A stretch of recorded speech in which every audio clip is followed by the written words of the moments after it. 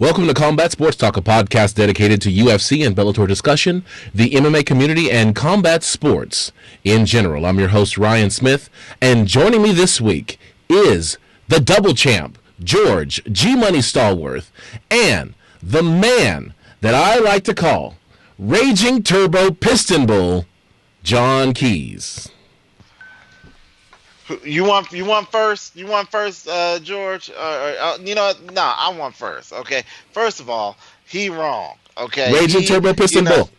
He is wrong. Okay, because I have proven to him, and I have actually sent him the file that proves that he is wrong. Okay, ladies and gentlemen, he doesn't want to admit to it because I get it. He wants to win all the time. I get that, people. But no, I proved to him for those who were here. Last episode. No. Okay. We were sitting. I had made a comment. I'm right. About Mike Tyson Punch Out. Okay. That I called. First of all, I called Piston Honda Turbo. No, Honda. you didn't. You see, you're getting even the timing wrong because you started off with Ball Bull. You said the second Ball Bull, his name was Raging Bull. That's where it started. That's where it started, and I disputed it. And then you were like, you called out my video game prowess. I grew up in the 80s. I grew up in the 90s. I know my Mike Tyson's Punch Out. You called me out on it. Ladies and gentlemen, he's younger than me. Okay, let's not even play. I mean, you can see that. No gray. All gray. Look at that. Remember, Just for Men is a real product when it comes to Ryan Smith. All right. Anyway, I proved to him that yes, I was wrong about. Enough said. Glad you said it. You were wrong. But he was completely wrong. Completely wrong about both of them because he said their names didn't change. Their names don't change. Their names did change because the nickname for the first Ball Bull is Reckless Ball Bull. The second version of him is called Crazy Bucking Bull. All right. Just like with Piston Honda, the first iteration is called Piston Honda, but the second iteration of Piston Honda is called Honda Turbo. Okay. So see, this is the best part because what we've just done, we've recorded this telling of the story as well. This one is also incorrect because once again he's talking about nicknames, not names, because the name of the fighter is Piston Honda. The nickname of the first Piston Honda is Kamikaze. The second nickname is Honda Turbo. But his name stays the same, Piston Honda. Now, I know you guys came out here looking for a talk about UFC 248, but we had to clear the air. We had to clear the air because I'm tired of Mr. John Keys, a.k.a. Raging Turbo Piston Bull, trying to skew. Ryan Smith. While we're on the subject of nicknames, I mean, John's got a nickname, the Keys to Victory. I've got a nickname, you call me the Double Champ. What's your nickname? You're not going to say Stephen A. Smith. It is not Stephen A. Smith. You said it for me. Because he's doing exactly No. It's right now. I'm going to tell you like this. He's trying to argue me down, but guess what? Your legalese is making my paralegal degree itch. No, right all now. I'm saying is this. It really is. George, I'm going to tell you what my nickname is. My nickname is Right. Oh, my God. So they know me as Ryan Is Right Smith. There it is. My nickname is Right. I'm going to take a picture of the receipt that I have, and I'm going to leave it to y'all. And then me and Ryan, I've already reached out to the Video Game Museum in Frisco, Texas. I don't know if they're still up because of the news we just heard today about the coronavirus. Yeah, it's in Frisco now. It's in our backyard. Yeah, it's really there. So I'm going to. I've reached out to them. I'm waiting on them to come back to me, and we're going to have an answer from the gurus. Okay, and then I'm going to drag Ryan, Ain't Right Smith, up there to the Video Game Museum. I'm going to find a Street Fighter 2 machine, and I'm going to beat him again. Okay, just for making me having to drag a third party into this fight. Here's the thing. Okay? Here's the thing, and let me tell you why, and then we're going to move on because I know everybody's like, okay, I didn't come to hear a bunch of Mike Tyson's Punch Out stuff, but here's why you've already poisoned the well. Because what you should have done was provided the clip of the discussion, so that when you reach out to them, all they can hear is what you said, which is wrong, and what I said, which is my nickname, is right. All right, let's move on. I'm about to faint with nausea right now. All right. Yes, please let us move on. UFC. Look, it was a big fight. UFC 248 was down in T-Mobile Arena in Las Vegas, Nevada. We were excited about this because one of the things we had 2 title fights on the line. One, Zhang Weili coming all the way from China, facing adversity to get herself in the United States so she could defend her title for the very first time against the queen of strawweight, Joanna Jędrzejczyk, the very first strawweight champion and multiple-time defender. I think it's 4 or 5-time defender of the belt. Still arguably one of the greatest female strawweights in the world. This was a huge test for Zhang Weili. And then in the main event, you had Israel Adesanya defending his belt for the very first time against Yoel Romero, the Soldier of God. So before we get into any results, let's go ahead and get into the official decision.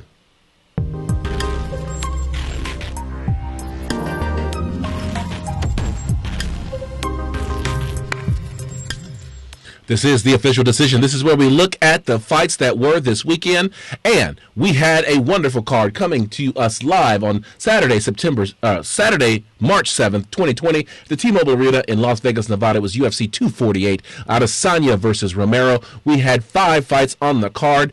Alex Cowboy Oliveira defeated Max Griffin via split decision. That was a great fight. It really was. Yeah. Yeah, so there's not much more I can say about that. I love Cowboy. Once again, I do believe that he is the cowboy that took the cowboy name from Cowboy when they faced off against each other. But I don't know what much more to say about the dude. He's a good fighter. He's a phenomenal fighter. He was aggressive in the ring, and he made it work. And Max Griffin didn't have an answer for what he was throwing. George, you may be on mute. Is George saying something? Yeah, George. Yeah, your lips are moving. Yeah, you're good. There you go. All right. In the next fight of the night, Neil Magny defeated Li Jingliang via unanimous decision. I thought I was going to see more from Li Jingliang. This is a guy who, as far as I could tell, it was a guy that was coming up the ladder, and Neil Magny, frankly, is the speed bump to the top of the division. If you're gonna challenge for the title, you've got to make it through Neil Magny. And Joe Rogan said that. He didn't call him a speed bump, but Neil Magny has. I mean, let's go through it. I dare you to say that in front of Neil. I know. I know, right? I wouldn't say that in front of Neil. He heard you. He heard you, by the way.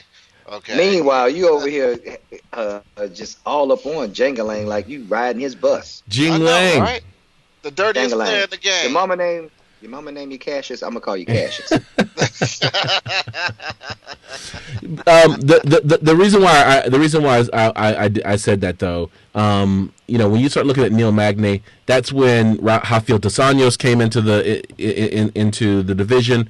He ran through Neil Magny. Santiago Ponzinibbio looks like he finished off Neil Magny. I thought that he had fought Colby Covington, but I guess not. No. But Neil Magny was kind of that guy that's there, right around 5 or 6, at welterweight. And if you want to make it up to a title shot, you got to get through Neil Magny. I don't know why Neil Magny hasn't made it himself to the top.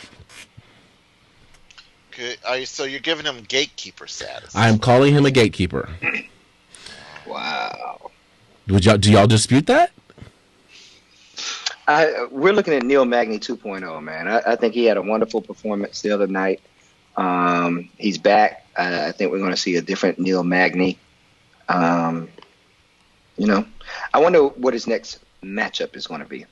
Yeah, I'll be interested to hear see that as well. Because it's about his time.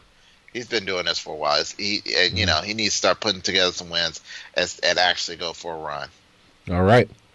Benil Dariush defeated Drakkar Noir close via knockout in round 2. I called him Drakkar Noir the whole night. Yes, he was. It wasn't on purpose either. I'd been making the joke for so long. No, I've been making the joke for so long. It just came natural to me. Drakkar close. Actually, I was really concerned in the first round because Benil Dariush, I really like him because he's a well-rounded fighter. I first got introduced to him in UFC 183. I had picked Benil Dariush to win this fight, but Drakkar Close was throwing big bombs. He was. I was concerned that if Benil Dariush didn't do something quickly, he was going to get knocked out. Come into the second round, the tides changed. He did something very quickly, and next thing you know, Drakkar Close is close in his eyes. And not only did he got mollywopped, but he got walked on by Benil. He walked him. He kind of stalked him down to make sure that he was dead, and then he walked off. I was like, ooh, that's brutal. Okay, but yeah, congrats. So I wanted to let you guys know, one of the things we were talking about during the live show was what Benil Dariush walks out to. Now, originally, Benil Dariush has walked out to songs like "Rock with You" by Michael Jackson. He's also walked out to some Christian music like "Broken Vessels." Especially, he fought at the Vegas Strong one right after the big massacre in Las Vegas, and he came out to "Broken Vessels." He came out to "Still Rolling Stones" by Lauren Daigle, another Christian ballad. John, I feel like you've got something with your. If you walk out to weird music that is inappropriate for a fight, you win. I'm still waiting on the person that's coming out to Celine Dion. That's going to be the person that's championship material at this point. Especially what was the one that she did for Deadpool 2? Deadpool 2. What was the name of that song? Ashes. Yeah, it was Ashes. It's called Ashes. Yeah. Show me the fighter that comes out to that. I show you a champion. Seriously. Yeah, it's called Ashes. Yeah. In the co-main event, Zhang Weili defeated Joanna Jędrzejczyk via split decision.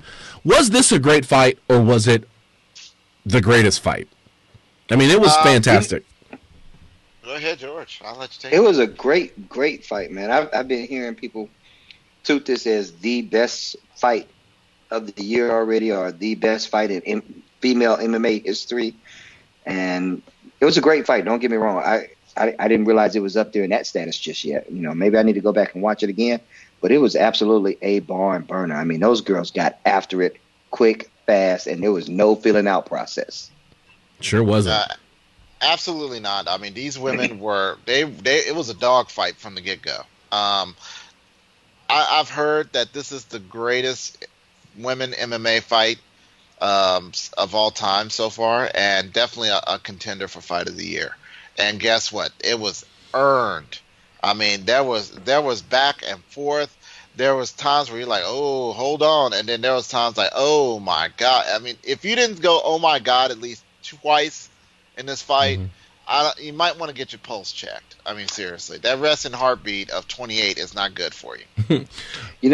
What's even more shocking about it is, thinking back on the fight, I don't remember either one of them, like, particularly just being in a imminent danger. You know what I'm saying? There was just always the back and forth, the give and take. One was on top for a second, the other one was on top for a second. It was just always, almost you almost want to see a rematch. Well, I would like to see a rematch. The thing is that both of them, right after the fight, went to the hospital. Yes. Both of them are suspended, but it's not a long suspension. I think they get suspended till April. So neither one of them, even though they looked like they got into a car accident, neither one of them are seriously injured, and they could go back. But I feel like Zhang Weili should probably fight someone else. Probably the winner of Rose Thug No Hair Namajunas and Jessica Andrade. Those are two great fighters. They got a fight coming up real soon.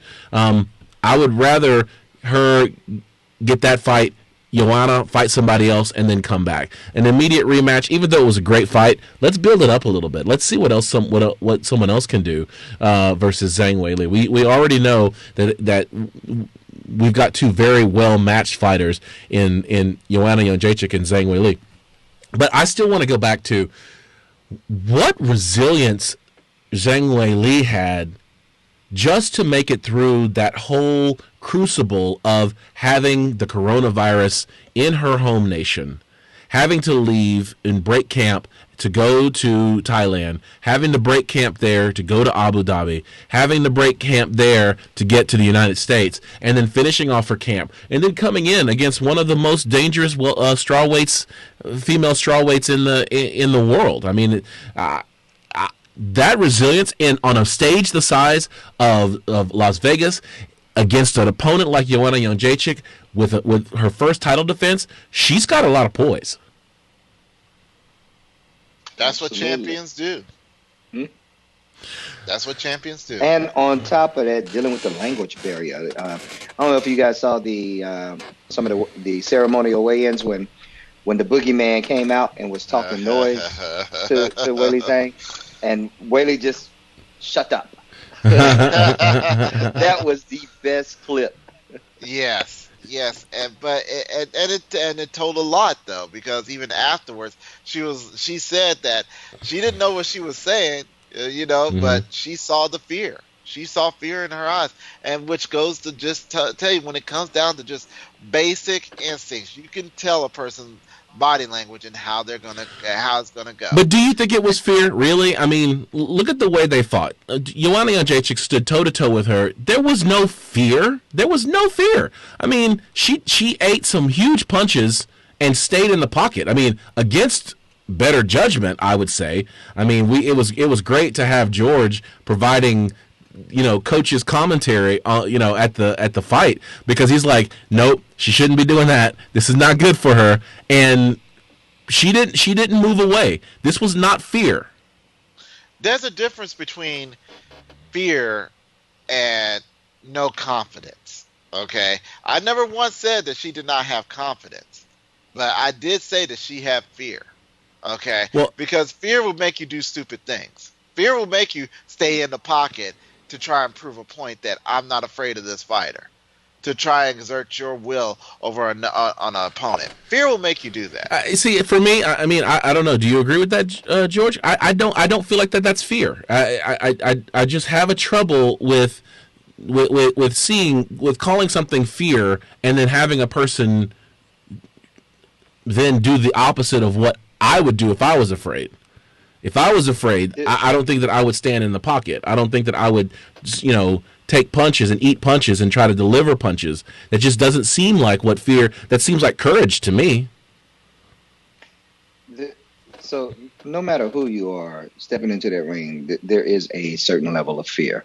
And overcoming that fear is where you see the courage. I mean, those two things, they're almost synonymous with each other. If you step in that ring, you're absolutely confronting your fears. You're dealing with the fear itself. And through that process, you develop your courage. But the next time you step in the ring, you got that fear again. So to say that JJ had fear of Zhang Weili, absolutely she did. We've all seen some of the highlights, not the highlights, but even some of the training footage of Weili Zhang. And to know that Weili Zhang came from China, went to Bangkok, went to Abu Dhabi, then finally made it to the U.S. Like, dude, if this was a movie, this is like a character who had this arc of all these things, all these stages they had to get through to come tear somebody up. And that's what she did. She made it through each of those stages. This is like Bruce Lee back at what is it, Fist of Fury or whatever. He made it through the 5 lower levels up to the highest level, gets to fight JJ and tears a new butthole for JJ. JJ, she definitely had fear. Whenever JJ comes out and adopts that boogeyman persona, you can rest assured there's some fear in there, because she's trying to psych herself up. Thank you. And the movie is Game of Death, by the way. But Game of I knew Death. where There you go. I knew where you were at. Then maybe I'm just a homer then. Like I'm feeling defensive for my girl.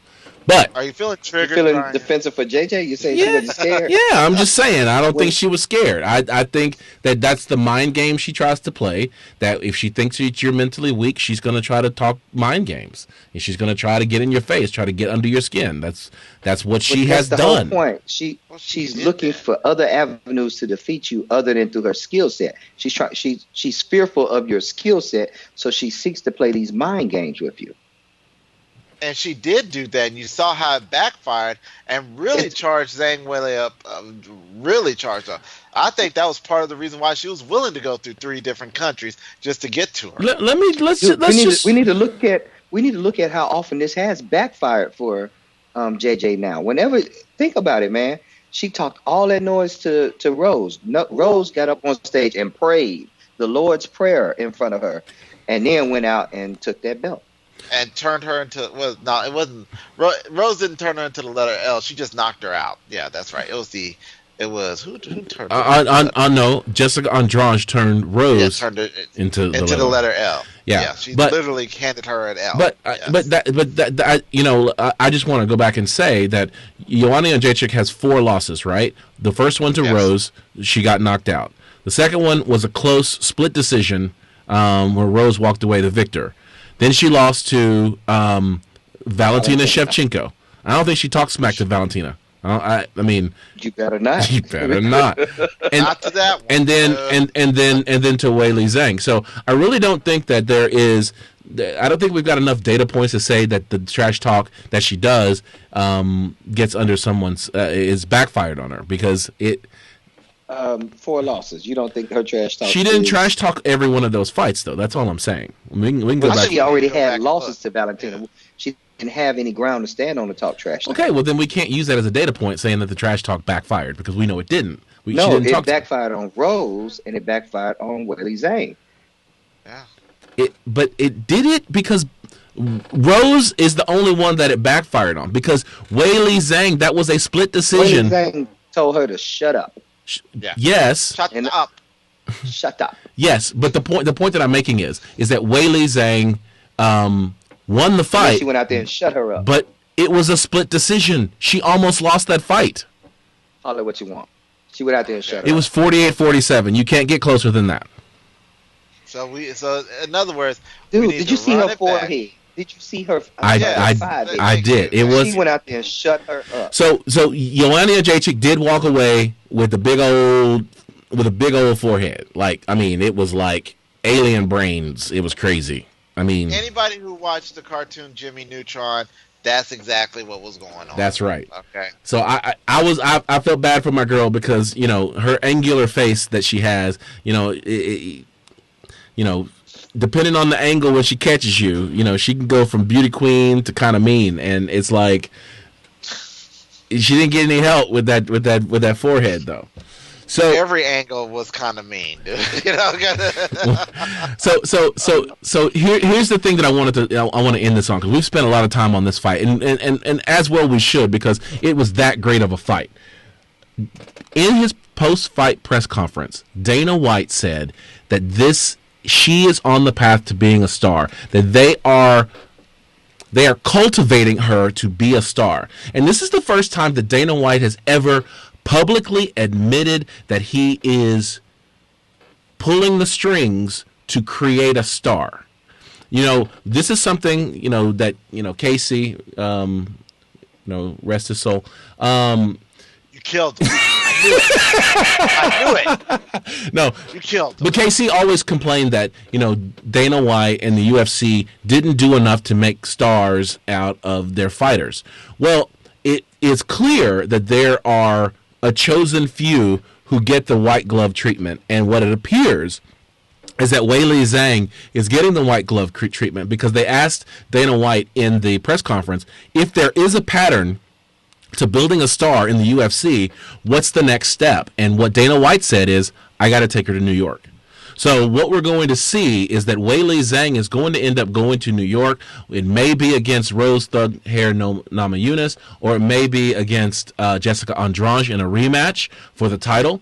But that's where we should probably see Weili Zhang next. And if so, if she wins big, like she has in the past, she may burst into the next biggest star in the UFC. So keep your eye on Zhang Weili because she's a fighter. She's a hell of a fighter. Yes, she is. Magnum. It's the Magnum era. Magnum versus the Bullet. That's what I want to see. I like that. All right. And in the main event of the evening, Israel Adesanya defeated Yoel Romero via unanimous decision. Okay, we've talked about that fight. Let's go on.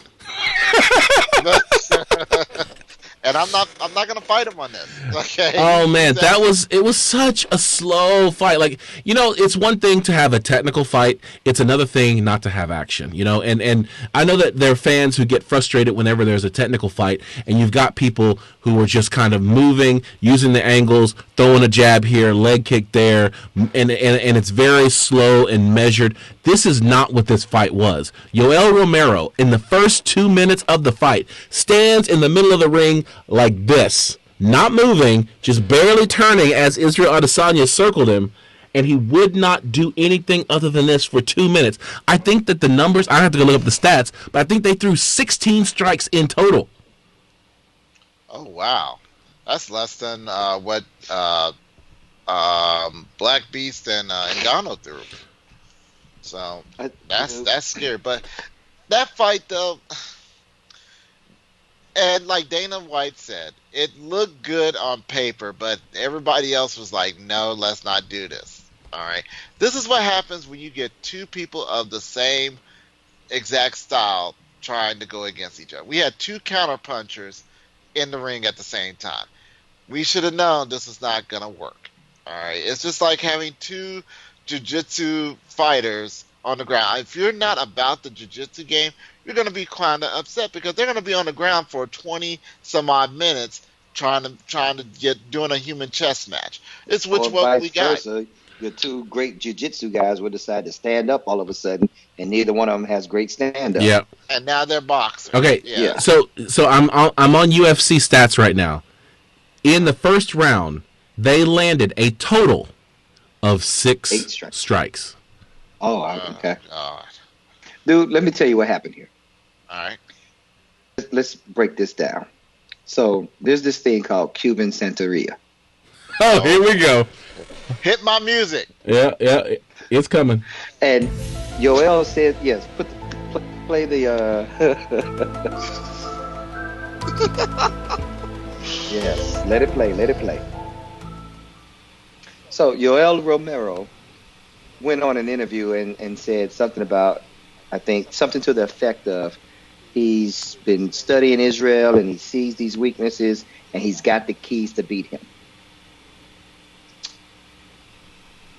We've heard, rumors. I don't know if we've heard, but y'all remember when Yoel first came in, he was all about God. He was, don't forget Jesus. Yes. Don't forget. And so now the Cubans have a very strong African influence, and so many of the Christian icons are replaced by voodoo icons from Africa. Meanwhile, Izzy Adesanya decides to walk out, and he's got rose petals being tossed, coming back to America style, and he's got this I guess you call it a voodoo priest wand in his hand, and this is our matchup from there. And if you notice, they get into the ring, and all of a sudden, no action is taking place. I'm telling y'all, these were two voodoo cast spells taking place, and they shut each other's mojo down, and that's why we didn't see any action. From the serpent and the rainbow side of the game. Yes. Here we go. Exactly what happened, man. Serpent and the rainbow. Ladies and gentlemen, Ryan has never seen Serpent and the Rainbow, even though he is from Louisiana, which is literally... I am not from Louisiana. My heritage, my family's from Louisiana. I was born and raised in Texas. I am a Texan. How far are you from the Louisiana border? I was born maybe 30 miles from the Louisiana border. Dude, that is a suburb of The Louisiana, hospital okay? he came out in was in Louisiana. No. No. It just brought you home to Texas. Yeah. So anyway, 40 to 48, I think it was the strikes. 48 for Israel Adesanya, 40 for Yoel Romero. In total, 88 strikes in the entire fight. That is ridiculous. That is very, very poor. But the thing is that Israel Adesanya, he fought the guy that no one wanted to fight, and he walked out of there largely unscathed, and he's done it. Now, Dana White lamented having booked this fight because all the matchmakers said this fight doesn't make sense. It's not the good fight. They should wait for Paulo Costa to heal up. But Israel Adesanya wanted it, and Dana White wanted to give Izzy what he wanted. He got what he wanted. Nobody's happy with it. So. Yeah, Izzy might not be getting the matchups he wants as easily in the future. Well, you know who he's going to get next, and that is Paulo Costa. That is the fight. The Brazilian marble statue. Borrachina. We're Borrachina. gonna see some voodoo take place again on that one, I believe. Yeah, that both opponents that he's fought or getting ready to fight have strong African roots. Yeah, Paulo Costa don't look that African though. Just saying. He ain't got to look it, man. When you're coming from that area of the world, you know it's there. You and I know what's going on. All right. Don't play. So, a couple of things. Dana White laid the blame for the lackluster fight at Yoel Romero's feet. He blamed Yoel Romero for not doing enough to make this fight exciting. George, I already see the smirk on your face. Do you disagree with that? I don't disagree with it necessarily, but I think both of them are at fault in this, and I don't think Izzy is being given his fair share of the blame on this. I agree. It takes two to tango. Okay. Well, for me, it's kind of one of those things where if I go back to this, Yoel Romero needed to do something, because if he's just hoping that Israel Adesanya is going to rush in there and take risks, it's not going to happen. Israel Adesanya is the champion. If anyone has to take risks, it's Yoel Romero. And so I think it's fair to say that as this fight goes on, Yoel Romero has to start looking for, how do I turn this into a brawl or something like that. And he never did. He never turned it on. I'm going to disagree with you, man. Yoel threw many, many overhand strikes, and they landed. Many. Well, I can't say many because we all know there were only 88 strikes. They were only in the entire what fight. I'm saying to you is that when that overhand left, I think was it the left or was it the right? It's the left. It was overhand left. Yeah. That overhand left, that was the money shot for Yoel, and that's what he was looking for. He was trying to implement his game plan. Other than the leg kicks, I don't know what Izzy's game plan was. Yoel came out from the gate, stood up in the center of the ring, took center stage, put his guard up, and was like, let's get it. And Izzy circle. Have y'all seen the meme where they talk about people trying to figure out the joystick controls? Yes. And that's exactly what it looked like, man. But what would you I'm have? sorry, but I have to say this. If I walk in the ring, in the cage, and another fighter stands in the center of the cage, me as the champ, no, the center of the cage is mine. I'm controlling this octagon. This is ring generalship here. Okay, two things. Number one, Yoel Romero takes the center of the ring, and you were going to try to move him out of that space as the champion. Yes. I've got to show dominance. Yoel just basically went in there and like a dog just pissed on Izzy's spot. I'm shocked. So as a coach, as Israel Adesanya's coach, you would tell him, go and move him move Yoel Romero off of that spot. That's what you would coach him to go into Yoel Romero's big overhand left, his flying knees. You would coach him to go in there and adjudicate that fight. I like how you tried to back me into a corner and what was said. No, I would tell him to control the center of the cage. That's right, because otherwise it's giving the appearance that Yoel is actually controlling the fight, which I thought. So In my mind, he was looking like he was controlling Israel Adesanya and what he was going to do. the point is that let's remember the reason why nobody wants to fight. Again, he's trying to back us into a corner, John. You hear this? The reason why nobody wanted to fight Yoel Romero was because of the explosiveness that comes when you get this close to Yoel Romero. That's what he wanted. So why would Israel Adesanya play the game? Is in spurts, and he needs room and he needs space in order to activate that explosiveness. He stood in the center of the ring, tall. On top of that, he didn't get low. He was right for takedowns. He was right for leg kicks. Israel Adesanya doesn't take anybody down. He's a striker. He's a kickboxer. What I'm saying to you is, when a man stands tall in front of you like that, you've got several options of where you want to go and attack him. He put his hands up so high, his elbows were parallel to his shoulders. That's body kick territory. That's leg kick territory. There are so many, and Israel is a striker. He's a phenomenal striker. For him not to take advantage of those opportunities, I'm sorry, I've got to call him out for it. No, I'm sorry. But because Israel Adesanya, I'm gonna let you finish, but Israel Adesanya did take advantage of it, and the first time he threw a body kick into Yoel Romero, what came at him? Overhand left. So why would he overhand lefts came? Why would he continue throwing body kicks at that point? He's not going to take him down. You're not going to wrestle a wrestler. If you realize that and it wasn't hard to figure out that Yoel was going to be throwing throwing overhands the rest of the night. One, you've got to make the adjustments on that. He did. Izzy didn't make the adjustment. No, he didn't. He didn't. Not really. He started throwing leg kicks. Well, he did that to try and to cajole him to do something.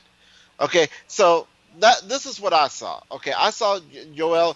George, you were right. He came in there. His guard was high, asking, hit something here. I think the game plan was that he was going to throw something there, and Yoel was going to grab it and go for a single leg or a double leg takedown and beat the crap out of him. So we saw glimpses of that too when Yoel kept doing this up down. He would drop to a knee and drop right back up. He would quick flash right back up. Yes, and so I'm thinking that was the whole point. If Israel came to engage, Yoel was going to explode all over him. Anybody that has watched the Yoel Romero fight knows that you got a certain range that you get in that he's going to react. He was begging him to react like that. Okay. So, I mean, I'm with George on this. I understand what you're saying, Ryan, but if Israel had a game plan, the only game plan he should have threw was just straight leg kicks like he was doing, chop him down like a tree, and get a leg TKO victory. But that's what he did. That's what he did. He did what he had to do because you're not going to get in tight. That's all I'm saying. Like George, you are the expert here. He should have fought him from a distance. When Yoel first came out there, stood up tall like that, and started doing his up down, that is a teep to the face. That is Anderson Silva push kick to the jaw. Good night, Irene. I'll see you tomorrow, soldier of God. Like there were several things that he should have taken advantage of, and he didn't. He fought a smart fight. Don't get me wrong. He fought a smart fight.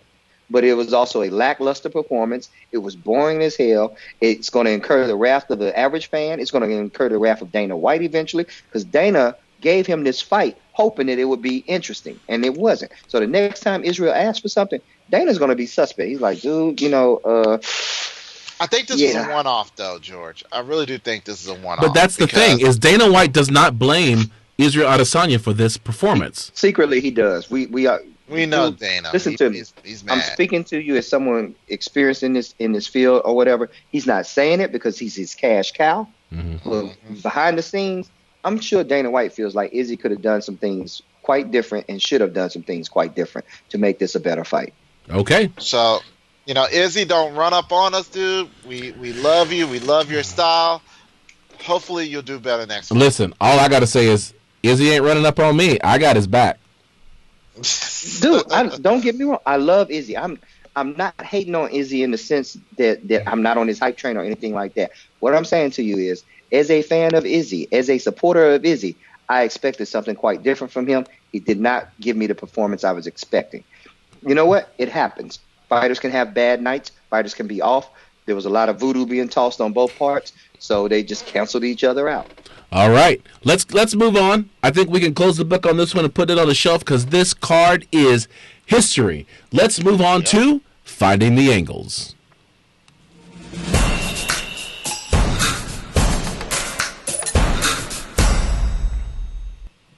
This is Finding the Angles. This is where we look at the fights that were this weekend and the headlines that are making waves in the wake of all the action. So let's talk about some of the things that were happening outside of the ring at UFC 248. We have given half the show, more than half the show, to UFC 248. But now let's talk about things that were happening outside of the ring. The first one, Paulo Costa, who was sitting in the audience. There were a lot of stars in the audience on Saturday night, Paulo Costa being one of them. He is the apparent next fight for Israel Adesanya. He's watching this fight. It's a lackluster fight. After it's over, he jumps the barrier, and security has to escort him out of the arena. Yes, they were rowdy Saturday night. Let's put it out there because there was a lot of craziness going on out there. But yeah, not only did they do that, but Paulo Costa then he's got like different videos of him talking much smack about Israel Adesanya, and it's just like, I don't know if you really want to do that, man. Okay, I really don't want to do it. But there was one video that was really interesting, and that was him talking to Dana. And he was saying, I can do better. I'm a better fighter than him. And Dana was like, yeah, okay, yeah. And I mean, I'm like, okay, set this up for a kill. All right, this is what I saw. It was setting it up for righteous beating. And Paulo Costa, I'm sorry, when you put videos out like that, we're not going to forget. And I'm pretty sure Israel saw it. He was like, oh, okay, I got you, homie. And he's going to get you, homie. It's going to be a good one. Good job stoking the fire there, Paulo Costa. Well, you know, when we play football, though, we call that bulletin board fuel. That's what you do. You get all those headlines. You get all those clips and everything. You put on the bulletin board every time you walk into the gym. You just watch and see what people said. And you know, Paulo Costa has given a lot of material for Israel Adesanya to work with. But the thing is this. Paulo Costa is probably right now the most dangerous person that Israel Adesanya has faced at 185 pounds. I don't know that George seems to disagree with me there, but I think he's a dangerous opponent for Israel Adesanya. You disagree, George? What you got? No, I feel like Yoel was the most dangerous opponent that Izzy could have faced right now in that division. When I look back upon the division itself. I think with Paulo, we're going to see Yoel 2.0 fight. So, but Paulo's going to gas early. He's going to get taken into deep waters, and Izzy's going to pick him apart from a distance. Paulo's going to be trying to close the distance. He'll probably give a lot more pressure than Yoel did, and he'll attempt to go after Izzy, but it's going to play into Izzy's hands. That's what Izzy wants. He wants somebody to come at him so he can counter fight. Yeah. Okay. We're going to see Paulo Costa. When Paulo loses, it will probably be his own fault. He's going to most of his wounds are going to be self-inflicted. One, he's given a lot of fuel for fire. Two, the style of fighting he has plays into a guy like Izzy. It just does, and that's what we all thought we were going to see with Yoel. We thought we'd see Yoel come in and try to throw flying knees and do things that were out of the box, unordinary, unorthodox. And Izzy take advantage of those holes. We're going to see that with Paulo. All right.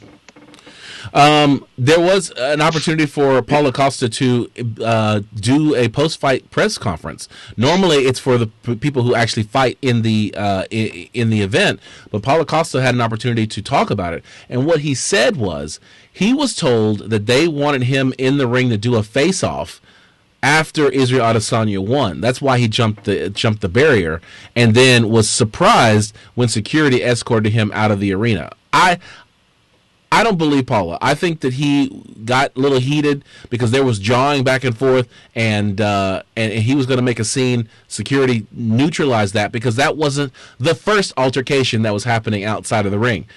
Brian Ortega found Jay Park, who is Korean Zombie's translator, and slapped him, asked him, he said, hey, Jay Park, What did the hand say to the face?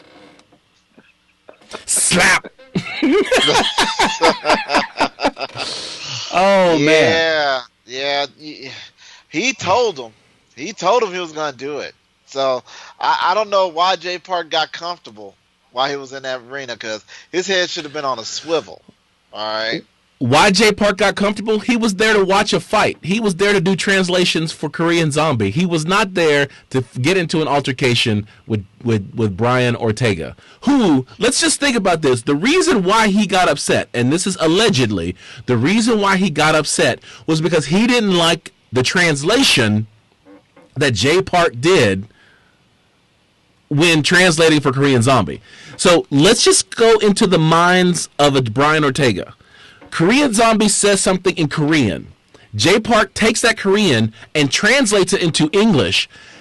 Brian Ortega gets mad at the translator for what the translator said? Okay, I don't think it was... okay, there's partly that, but it was also not just what he said, and which is what some people tend to forget. Be careful not only what you say, but how you said it. Because because Jay Park came off kind of condescending, like, "Hey man, don't shoot the messenger just because you're a little punk, you know." Like that. That's alleged. I have not seen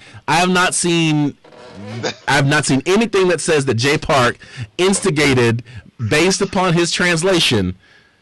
Right now, the way the evidence didn't instigate the translation appears is he didn't edge up the translation. He edged up the afterwards, like, you can't get mad at me for what he's saying, but and he just kind of egged it on. Jay Park is right. You can't get mad at the translator. I mean, you can, but it's not fair to get mad at it's not right. It's not just to get mad at the translator for what the dude who can actually fight said about you.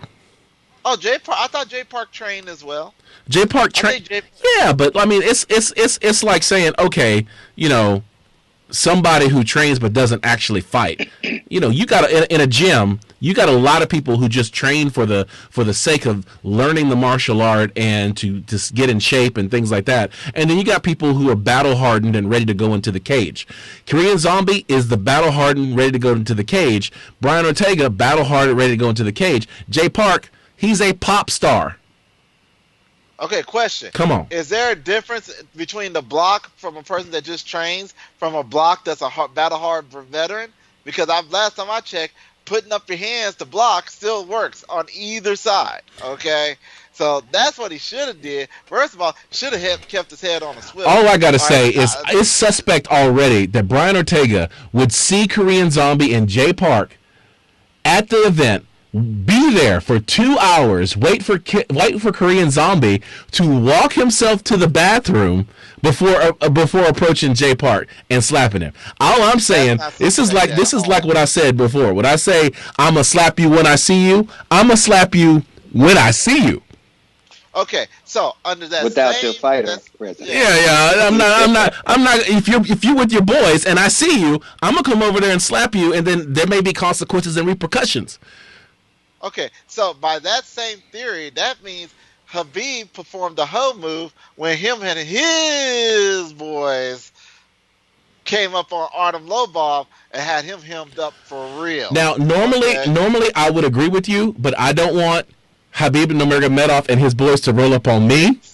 Exactly. So, because I don't have a crew. I mean, you guys are only with me on fight nights, so I can't say anything about how Khabib Nurmagomedov handled his business. And let's put it out there. I may let Khabib sneak a punch or two because you got me fighting 20 guys right now. Okay, so I'm gonna help you.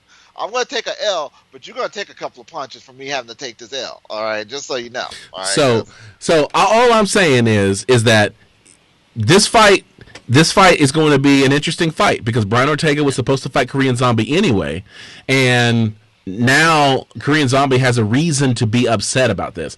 The question was asked of me earlier, is this just promo talk? Did they stage this? I don't think so.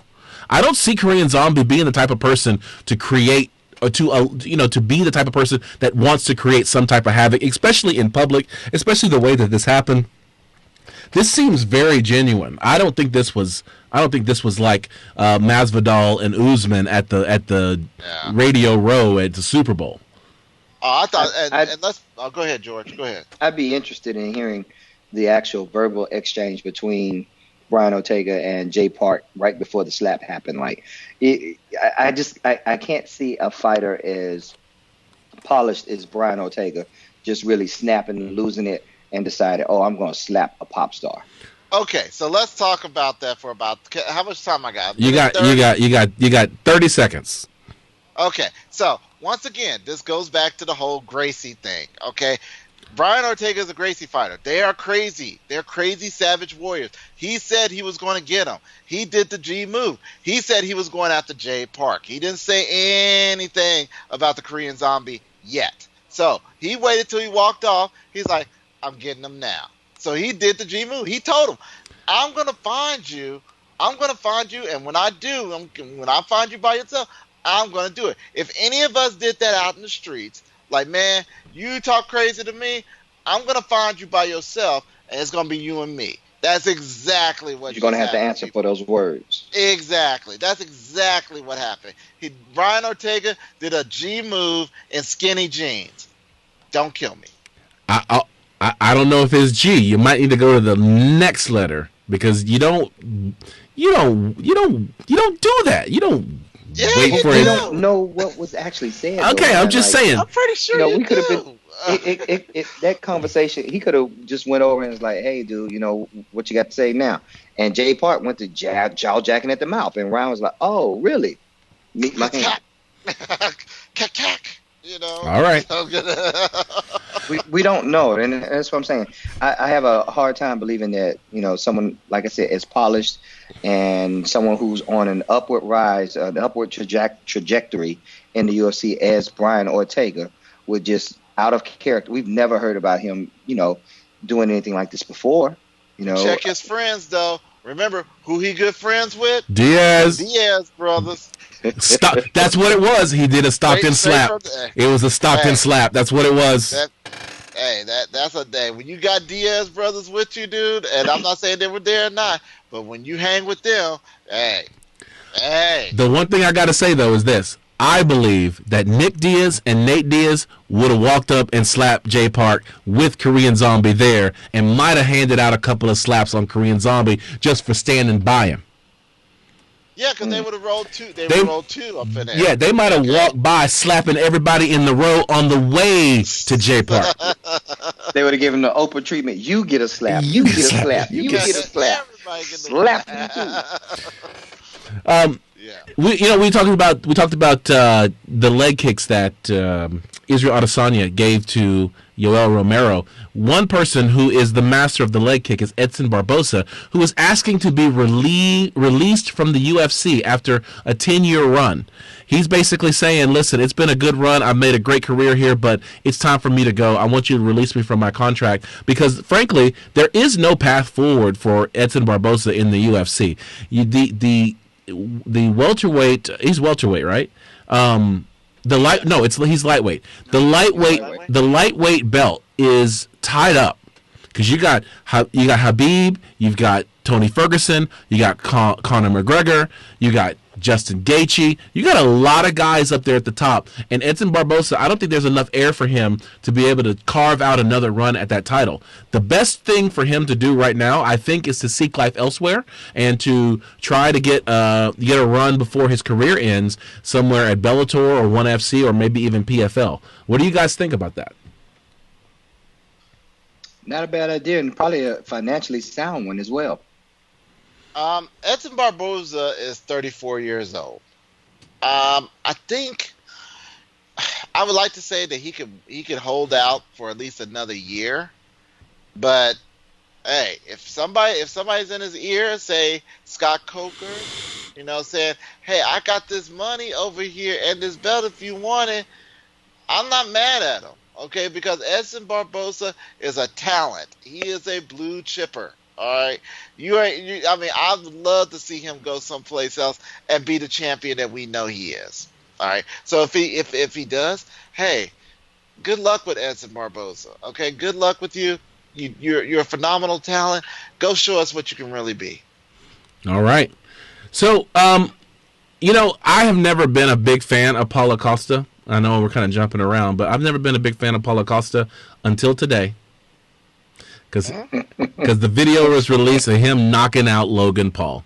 Logan Paul's such a hater. Logan Paul's a YouTube star who got a sanctioned boxing match on YouTube against a British YouTuber named KSI, and they boxed, made like $90 million on just they made a god-awful amount, streaming this fight between two amateur know-nothing boxers, and they did it again. It wasn't as successful, but they made a ton of money doing this. And so Logan Paul has been jabber-jobbing at Dana White. Let me in the UFC. I want to fight in the UFC. I want the I want the what's the former wrestler's name? CM Punk. I want the CM Punk treatment. And Dana White's like, no, we've been there, done that. So this video comes out of Logan Paul sparring with Paulo Costa. Logan Paul, I guess, made himself out to be a boxer, and Paulo Costa convinced him that he wasn't. Because he hits him, very much so. Boom, hits him with a right hand, and it's it's a two-sounder. Boom, he hits him, and then Logan Paul lawn darts into the ground, and he is out cold for a good 5 seconds before he wakes up going, how did I do? Dude, stay away from grown men. We are laughing at you. Mm-hmm. We're not laughing with you. We're laughing at you. Yeah. Okay. It's some grown men in the UFC. There's levels to this. Yes. Okay. Yeah. Level 1 for you hasn't even started yet. Yeah. And it was a brutal mollywop. Okay, let's put it there. It was a brutal mollywhopping. All right. I felt for the dude, especially when he hit the ground, because that was a thud when he hit the ground. Wow. He's not getting up on that one real quick. Woo! Oh. I loved it. All right. Last story of the night: Jones and Gustafsson. The fight from UFC 165 was inducted into the UFC Hall of Fame as one of the great fights of UFC lore. This was the first fight between Jon Jones and Alex Gustafsson, where Gustafsson narrowly lost a split decision to Jon Jones, and Jon Jones had to dig himself out in the 5th round, put on an amazing performance, threw all kinds of kicks, spinning elbows, everything he had in his repertoire to win that 5th round. It was one of the greatest fights ever, and I'm so glad that it became UFC Hall of Fame caliber this year. All right. I was gonna say, yeah, that were it was a good fight. I mean, I thought that Alex actually won that fight, but hey, that's what happens when you leave it in the hands of the judges. It was definitely a close fight, but then we found out that Jon Jones only trained 2 weeks for that fight because he was coked out. He was coked out and smoked out. Yeah. So the second fight didn't go so well. I don't think it will be considered UFC Hall of Fame caliber. All right, that's it. Let's look at the fights that are coming up this weekend. There's one that we're going to talk about, and that is UFC Fight Night 170 on the fight card.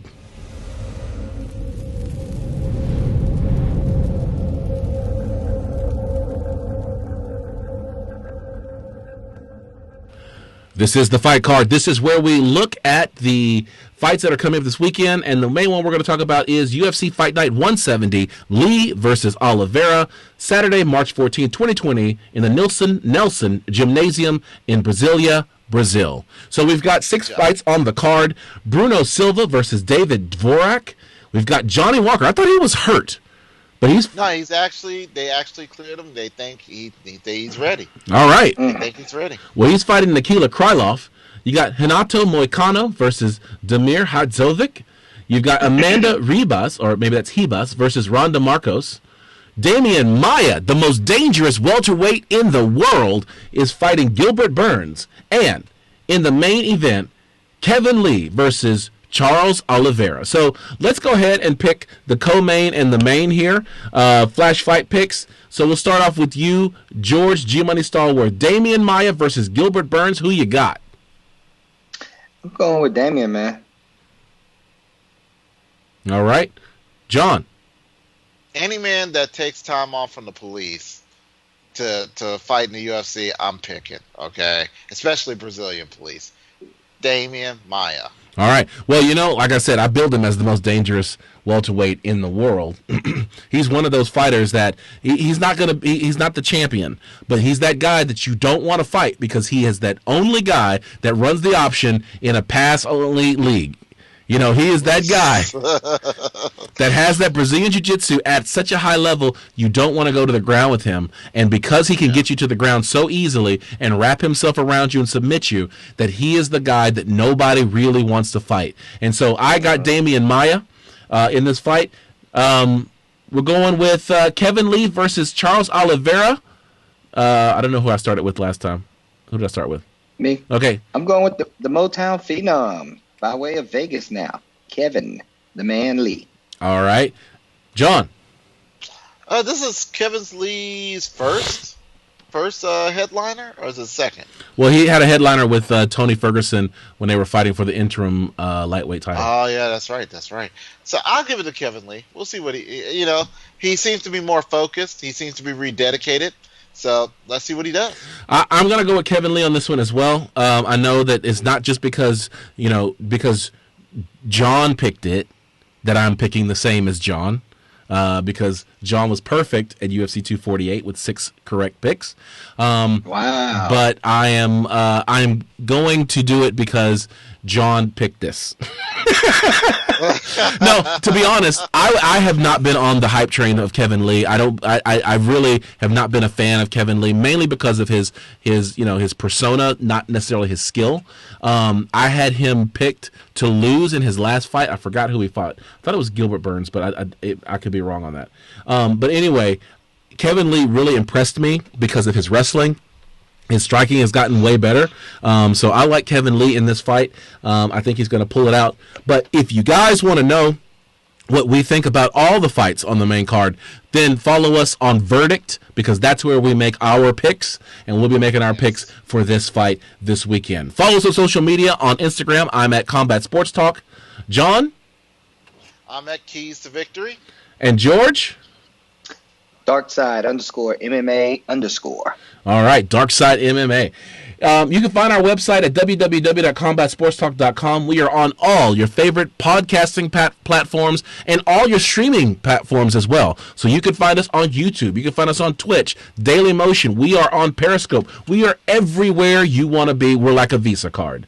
Shout out to MMA Junkie. Shout out to MMA Fighting, MMA Mania, Bloody Elbow, and the guys over at Intelligent Defense Discussion Group, because they are the ones providing us with the comments and opinions that we like to discuss on this show. So, on behalf of John Keys and George Stallworth, I'm Ryan Smith, reminding you to keep your hands up, your chin tucked, and throw bombs. We'll catch you next time.